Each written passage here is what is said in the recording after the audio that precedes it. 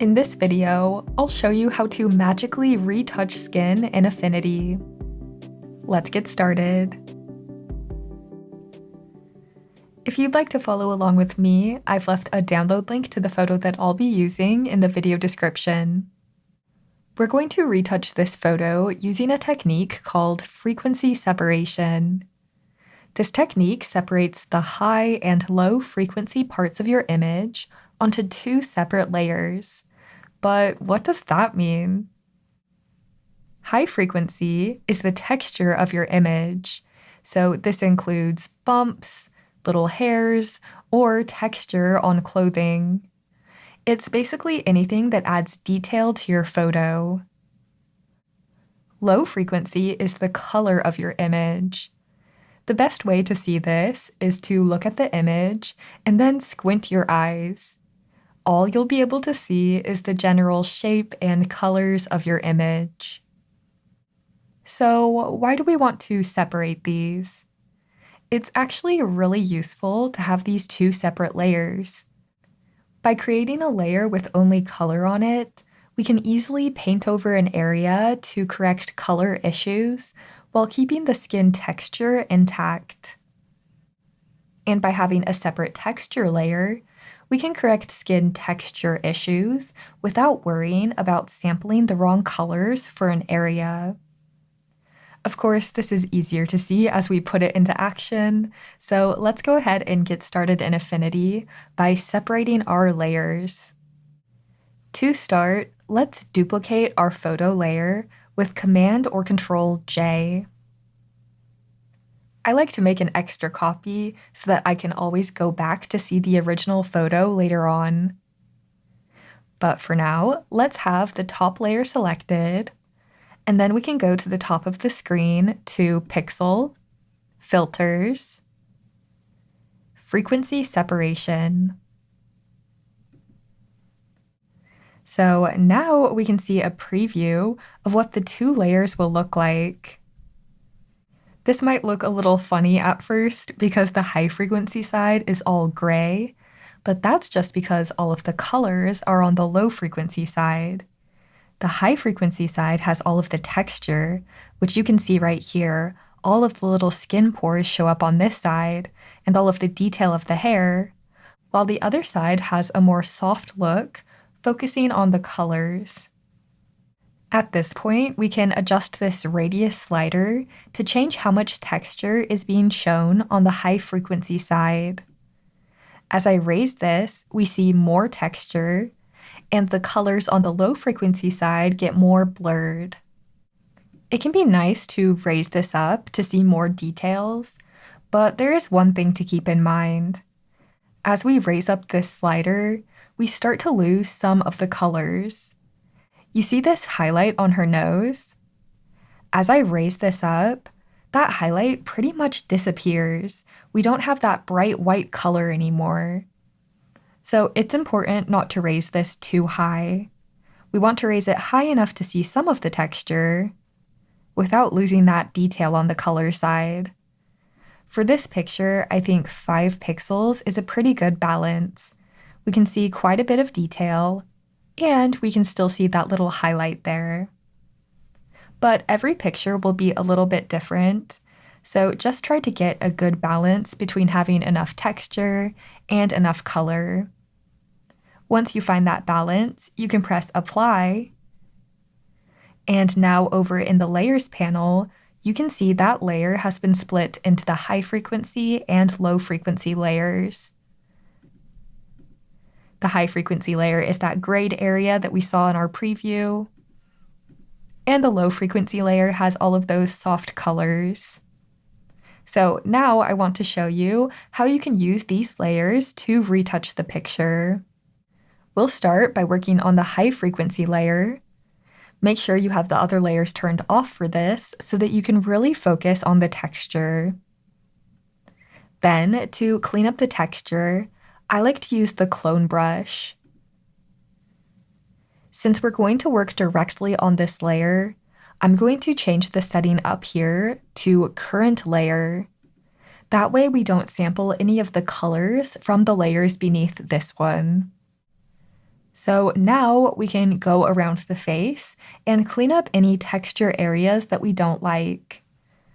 For example, maybe you want to clean up the scar that's on her forehead.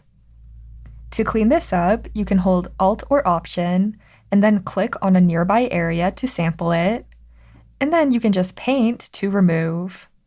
Easy as that. We've replaced that texture with better texture, and you can see how natural this looks. We don't need to worry about colors or anything like that, so it's pretty easy. I'm going to go around this image, sampling nearby areas with Alt or Option, and then painting to smooth things out. This technique is great for removing little hairs or little fine lines, and it all looks really natural. As you sample areas, make sure to sample nearby areas. You can't keep sampling the forehead skin and apply it to the nose. It just won't look right in that area. You need to sample from the nose to paint over the nose. Different areas of the face have different textures, and this can really stand out if you don't sample close enough. If you ever mess up, remember that you can use the shortcut Command or Control Z to undo your painting. So I just finished with that, so I want to see a difference so far. I'll turn on all of the layers, and then I'll hold Shift to select the high frequency and low frequency layers. I'll just turn these layers off so that you can see before, and here's the after. Before, after. It might not look like a big difference yet, because we still have some of the colors left behind, so let's work on that next. Working with the colors is my favorite part because it feels like magic. For this step, I'm going to turn off the high frequency layer. I'll make sure the low frequency layer is still on. And then I'll add a new pixel layer on top. So your layer should look like this. And over here, you should just see the blurry low frequency colors. I like to add a new pixel layer so that we're not painting directly on the low frequency layer. When you paint directly on your layers, it can be a little destructive. I know we painted directly on the high frequency layer for our cloning step, because that's really the only option that we have. But for the low frequency layer, we can add this extra layer, which is nice. Okay, now let's start our painting. I'll grab the paintbrush tool, and then I'll make this brush nice and soft by lowering the hardness all the way, and then making the flow a very low number. Now we can sample and paint the skin color to cover up any blemish areas that have that color left behind. To quickly sample colors, hold Alt or Option, and then click and drag to sample a nearby area. I want to clean up the scar area, so I'll sample a nearby color. And then with a little bit of a larger brush, I'll just click and drag to paint over that area. And you can see how soft that looks. Now, I don't want to use the same color over and over, or all of the color in her face will look very flat. So I'm going to sample this lighter area too, and I'll paint that a little bit. And I'll sample the darker area, and I'll paint that a little bit. As I'm painting, I'm trying not to paint on the very edges of her face. We don't want color to bleed over, so I'm just trying to stay just where her skin is. And I think this looks pretty nice for her forehead.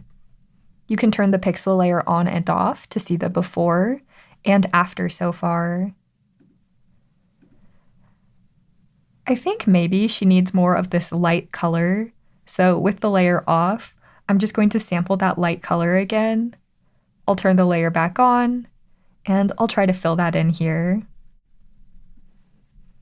Before, after. That looks better to me. I'm going to go throughout the rest of her face, sampling nearby colors, and painting over areas where I cleaned up the texture. This is such a great way to get a softer look on the skin. There's a little bit of a dark area by her eye right here, And we can remove that by sampling a nearby color and painting it over this area.